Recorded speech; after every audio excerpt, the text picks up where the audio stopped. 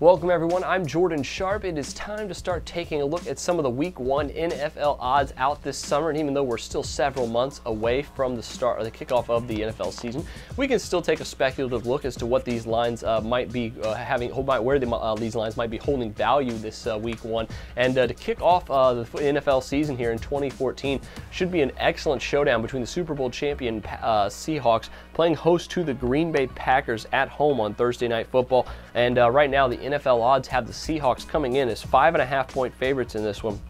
Total of 45 in this one. The opening style game of the season, I think it could be a very big spectacle between these two teams, and obviously I think the Seahawks are going to be a little bit worse this season after their 13-win season a year ago. They've lost several pieces, and I think with Aaron Rodgers back and healthy after missing over half the season last year, I think this game could be pretty high scoring, and the fact that the total is sitting at only 45 points may be a little bit intriguing once the month of September rolls around. Like I said, Seattle the defense lost several pieces, especially on that line.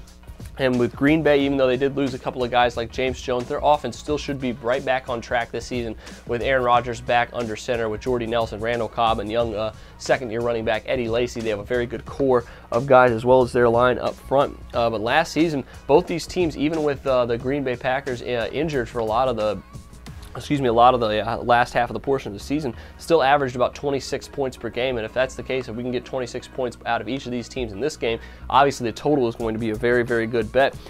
Two of the last three opening night games have gone way over the total. Two of the last three have been major shootouts. I think we could be seeing another style of that game here in Week 1 of Thursday Night Football between the Packers and the Seahawks.